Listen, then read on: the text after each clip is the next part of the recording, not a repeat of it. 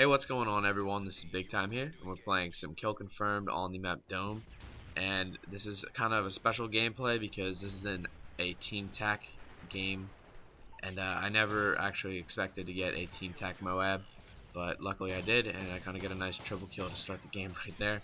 I ended up walking into their spawn and got the nice omnicide, and this is actually like kind of cool because I'm using the USAS, if you guys didn't notice, and using that sexy gold camo.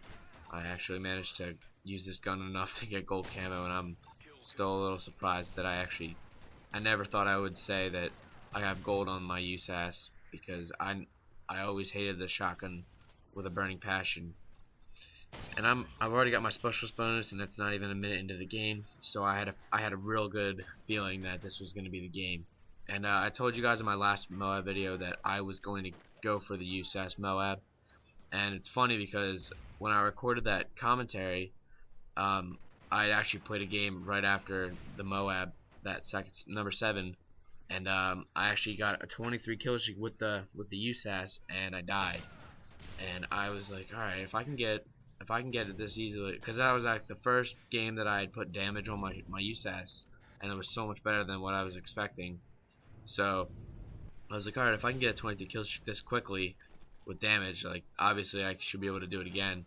But it's taken me so long to get this MOAB, and I was so happy to get it finally, because I felt like as soon as I got this MOAB, I felt like a weight had been lifted off my shoulders, because I was level 80. I really wanted to prestige. I wanted to just move on, start using a new gun, but I wasn't going to give up until I got my USAS MOAB, because I had promised in my last video. So I was like, alright, I'm playing, I'm not gonna prestige until I get this. So I got the MOAB finally, and after this game I just prestiged right away. I was like, alright, I'm mission complete, I'm done. Successful. So this is kind of a cool game, not only because it's Team TAC, but I can actually now cross Team TAC off my list. Whoa, that guy came real close to getting me. If that guy had panic knifed or done anything, and that first shot hadn't gotten him, I probably would have died. So you can see that obviously I'm using the USAS, but my attachments, I'm using extended mags, and I'm using the damage proficiency. And my secondaries are Akimbo Scorpions. These things, reason why I use them with the shotgun class that I have, or any shotgun class in general, is because these guns have ridiculous range, and since I'm using Steady Aim Pro, you can see the crosshairs are very, very refined, and it's basically like I pick people off with those things from so far away. It's so cheap. Like, I don't understand why they go and nerf guns, but they haven't nerfed the Scorpions yet, because these things are so overpowered. I'm not gonna argue that they're overpowered, because I love them, and I mean, I used to use the FMGs until they nerfed them, and then I fell in love with the Scorpions. So I really hope they don't nerf those either. But they're a really good secondary to use. I mean, it's kind of hard to get them to level 5 just because they're so bad by themselves. But once you get that Akimbo attachment, you're good to go. But anyway, you'll see throughout this game that I'm kind of sticking to the outsides of the map, and I'm not being too reckless with my routes that I'm taking. I'm kind of sticking to tight corners, making sure that any long range of sight that I'm exposed in, I'm making sure that I'm sticking close to walls so they have less time to scope me in if that were to be the case. And I want to make sure that I don't expose myself for too long in like wide open spaces. Rugrats. Wide open spaces. Big, wide open spaces. I don't know why I'm saying this, but that just reminded me of Dr. Lipschitz. That's such a goofy name. I'm getting off track. But anyway, if you're gonna go for this, if you're gonna go for a USAS MOAB, I definitely suggest using damage. If you don't use damage and you have it, then you're crazy.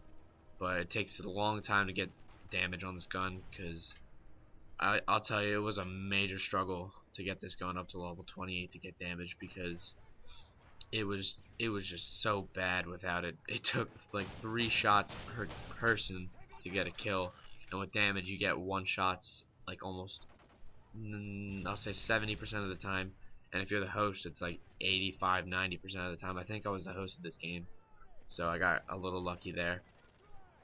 But you guys, you definitely want to be a lot more cautious. Like right here, that kid almost got me. I was like, ooh, I just dodged a major bullet right there. And right here, I could see my team was all the way over there, and I was like, guys, I think they're coming for me. They're coming for me. So my friend Pat was like, all right, I'm coming big time. I'm coming. And he was like, I was about to run in. He was like, wait, I'll go check the hallway. So if someone's there, you'll know. So the guy killed him. And he was like, yo, he's coming through right now. And I was like, all right. And I was like, yes. Ah! I started screaming. We were all screaming because I had actually joked. And of course, right when you get the MOAB, you always die.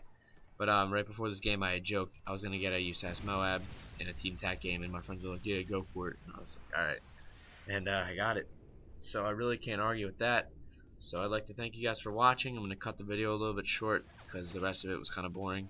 I hope you will subscribe to my channel. I hope you will like this video. Leave any comments, anything you have on your mind. Speak it, or ever hold your peace. And yeah, as always, have a nice day.